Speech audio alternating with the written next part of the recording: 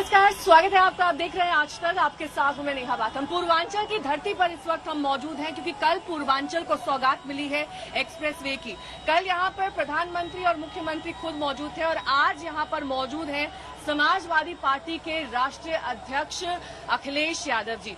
और अखिलेश जी बताएंगे कि क्यों आज उनकी विजय रथ यात्रा इस पूर्वांचल एक्सप्रेसवे से निकल रही है। अखिलेश जी, बहुत बहुत स्वागत है आपका। सबसे पहला सवाल मेरा यही कि ये वो एक्सप्रेसवे है जिसको लेकर आपने ट्वीट किया, इसको लेकर एक थीम सॉन्ग लाए और उसके बाद एक ट्वीट जिसमें आपने कहा कि फीता लखनऊ से आया, कैंची दिल्ली से आई, समाजवादी पार्टी का काम है और खींचतान इस पर जारी है। लेकिन खींचतान चाहे जितनी भी हो अखिलेश जी, ठप्पा तो इस पर बीजेपी का लग गया है। क्या ये विजय यात्रा में थोड़ी सी देरी नहीं हो गई? देखिए, ये जो हाईवे है जिसपे आज हम लोग चल रहे हैं, ये विजन समाजवादियों का था और मुझे वो दिन याद है कि विधानसभा के सामने इसी समाजवादी पूर्वांचल एक्सप्रेसवे का शिलान्यास हुआ था, जिसमें हमारी सभी कैबिनेट के मंत्री और उस समय जो बजट रखा गया था उसमें समाजवादी पूर्वांचल एक्सप्रेस के लिए बजट रखा था क्योंकि लैंड एक्विजिशन करना था। ये जो इंफ्रास्ट्रक्चर का काम हुआ है वो समाजवादी का है, क्योंकि इस सरकार ने काम नहीं किया। अभी तक का पूरे 5 साल का ट्रैक रिकॉर्ड अगर आप देखेंगे तो इन्होंने शिलान्यास का शिलान्यास किया, उद्घाटन का उद्घाटन किया, रंग बदलने का नाम किया और नाम बदलने का काम किया। और आज के बाद तो हम भी रथ का नाम बदल देते हैं। समाजवादी विजय रथ यात्रा का समाजवादी पर्यावरण यात्रा कहेंगे और इसलिए कहेंगे क्योंकि आज जिस तरीके से जनता का समर्थन मिल रहा है, मैं ये कह सकता हूँ इस गाजीपुर बॉर्डर से लेकर के अब वो दिल्ली के करीब में जो यूपी का गाजीपुर बॉर्डर है, वहां तक भारतीय जनता पार्टी का सफाया होना तय है। इस एक्सप्रेसवे में जो मापदंड थे, जो मानक थे, उस मानक के हिसाब से नहीं बनाया गया। ये आधा अधूरा उद्घाटन किया क्योंकि चुनाव आने वाला है, सर्विस लेन इसकी पूरी नहीं हुई है। ये कहते थे कि हमने सड़क के किनारे पानी न निकले, पानी न भर जाए, जिससे धंसे नहीं सड़क, हम इसके किनारे जियो सेल्स लगवाएंगे। कहाँ जियो सेल्स है, सड़क धंस गई है। जो मीडियन है, जो इंडियन रोड कांग्रेस का मानक कहता है कि जो मीडियन है वो 12 मीटर कम से कम रखा जाए और 14 मीटर तक होना चाहिए। इसीलिए जो लैंड एक्विजिशन इसकी हुई थी वो ज्यादा लैंड एक्विजिशन हुई थी। मैं तो आपसे कहूंगा, ये भारतीय जनता पार्टी के लोग अगर ये हाईवे कह रहे हैं उनका है, तो मुझे बताएं कि यहाँ पर सबसे पहले बजट किसकी सरकार में दिया गया था? मुझे याद है कि 1600 करोड़ से ज्यादा। आपने अपने एक इंटरव्यू में कहा कि LOI नहीं मिला आपको। मैं ये कहता हूँ कि 1600 करोड़ से ज्यादा बजट समाजवादी सरकार ने रखा। लैंड एक्विजिशन की सबसे पहली जो रजिस्ट्री हम लोगों ने की वो समाजवादियों की थी। उसके बाद चलिए ये अपनी बात पूरी करेंगे, एक बार दिखा देते हैं कितनी जनता यहाँ पर स्वागत के लिए आई है अखिलेश यादव के लिए। अभिवादन सबका स्वीकार करते हुए खुद यहाँ पर अखिलेश यादव ये रथ यात्रा निकाल रहे हैं। दरअसल ये गाजीपुर से ये सिलसिला चल पड़ा है। जैसे ही वहाँ पर अखिलेश यादव का हेलीकॉप्टर लैंड हुआ उसके बाद एक जन सैलाब उमड़ पड़ा। सब अखिलेश यादव की एक झलक पाना चाहते हैं, सब फूल माला पहनाना चाहते हैं। दोनों तरफ बस के दिखाइए। मैं अपने कैमरा पर्सन से कहूंगी कि कैसे लंबी कतारें लगी हुई हैं सिर्फ अखिलेश यादव को देखने के लिए। समाजवादियों का ये लंबा चौड़ा हुजूम आज इस विजय यात्रा में शामिल होने के लिए आया है। गाजीपुर से इसकी शुरुआत और ये आगे पूरे पूर्वांचल एक्सप्रेसवे को कवर करता हुआ बन जाएगा। अखिलेश यादव इस तरह से आते हुए और अभिवादन स्वीकार करते हुए देखिए किस तरीके से सभी जो है वो अखिलेश यादव की एक झलक पाना चाहते हैं। तो अखिलेश, इतना जन सैलाब उमड़ पड़ा है विजय यात्रा के लिए, वोटों में तब्दील हो पाता है ये? एक बात बताइए, वोटों में तब्दील हो पाता है ये? क्योंकि देखने में तो बहुत कल भी बहुत सारे लोग आए थे। हमारे साथ राजभर जी चल रहे हैं, इन्होंने भारतीय जनता पार्टी का दरवाजा खोला था और मैंने इनसे कहा कि अब दरवाजा आप बंद कर दो। राजभर जी एक बात बताइए, डील सील हो गई है, ये तो डील पक्की है, लेकिन आगे भी इस डील में और दूसरे पार्टियों के शामिल होने की कितनी संभावना है? क्योंकि एक तरफ ओवैसी जी भी हाथ पैर मार रहे हैं, दूसरी तरफ हमने देखा है कि कांग्रेस पार्टी एक नए सिरे से शुरुआत कर रही है।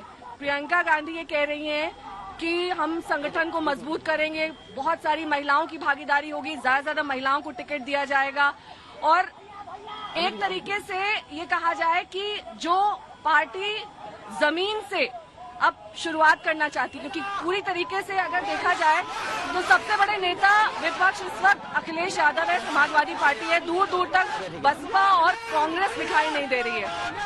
आप इस पार्टी में शामिल होने की वजह सिर्फ बीजेपी से नाराजगी थी या कुछ और? नहीं, देखिए जो देश की आजादी के 75 साल में इस देश में तमाम ऐसी जातियां हैं जो आज तक अपने हक अधिकार से वंचित हैं, चाहे वो शिक्षा हो, स्वास्थ्य हो, रोजगार हो, राजनीति हो, किसी क्षेत्र में वंचित लोग हैं। उनको अधिकार दिलाने के लिए हमसे भारतीय जनता पार्टी ने झूठ बोला, हमसे झूठ बोल करके हमारा वोट लिया और वोट लेकर के सरकार तो बना लिया। जब सरकार बनने के बाद वहाँ यूज एंड थ्रो होता है, उपयोग कर लो छोड़ दो। उदाहरण देख लीजिए, अनुप्रिया पटेल को लोकसभा 2019 में इस्तेमाल कर लिया, 2 साल के बाद जब चुनाव आ गया तब फिर उनको थमा दिया झुनझुना, चुनावी झुनझुना थमाया है।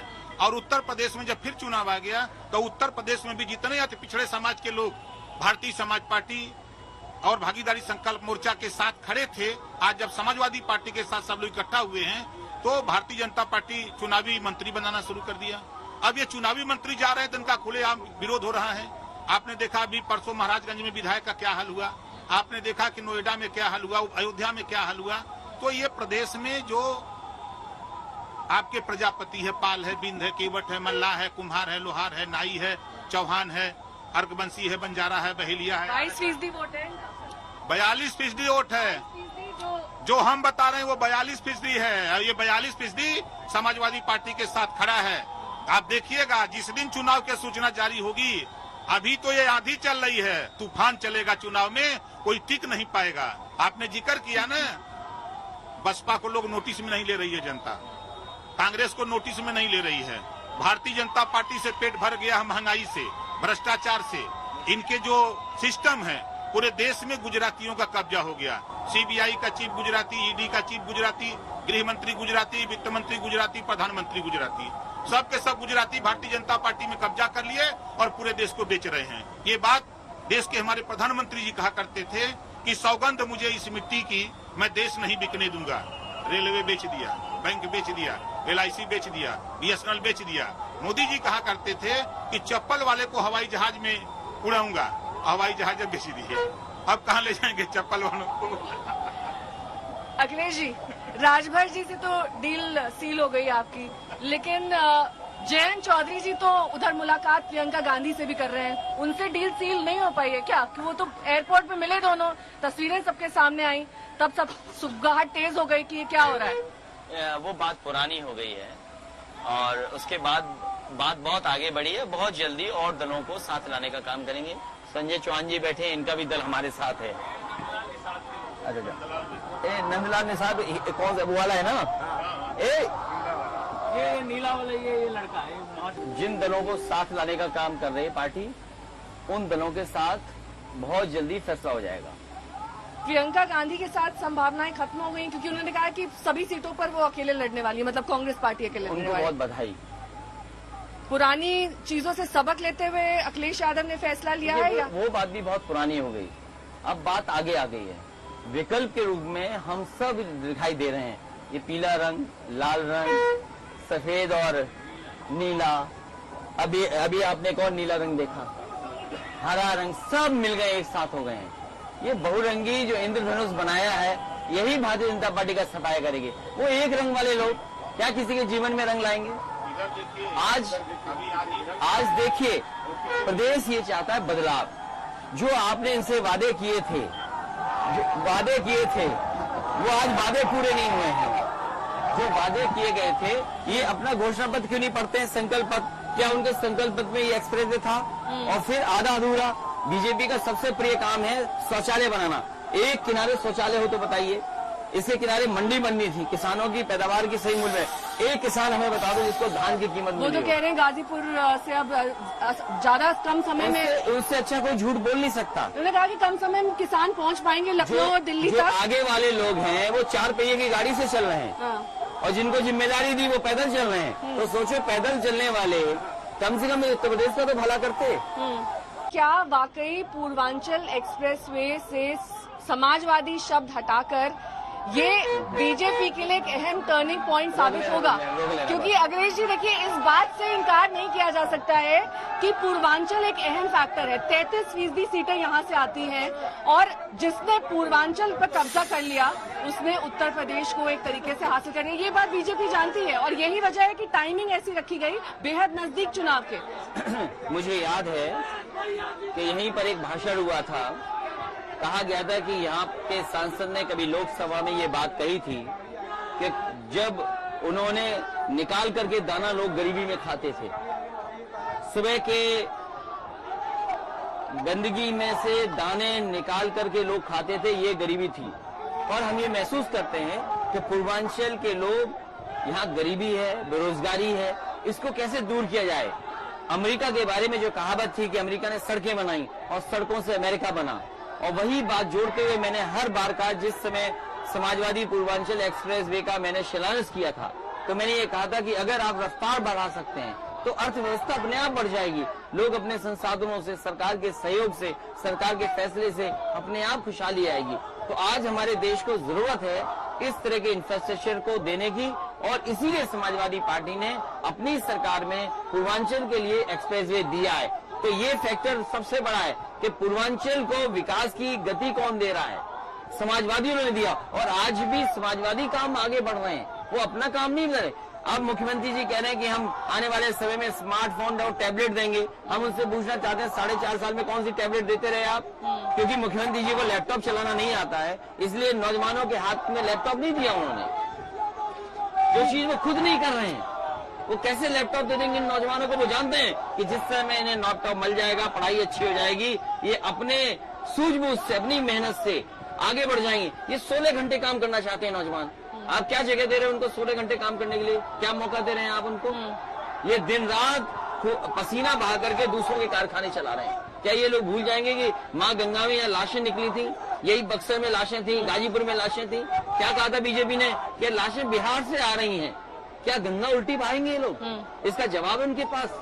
क्या पूर्वांचल के शिलान्यास? लेकिन मेरा वो सवाल भी अधूरा रह गया अखिलेश जी। इसमें ये कहा गया कि आपने सहयोग नहीं किया केंद्र सरकार को, इसीलिए कई प्रोजेक्ट अधूरे रह गए, 14 से लेकर 17 तक।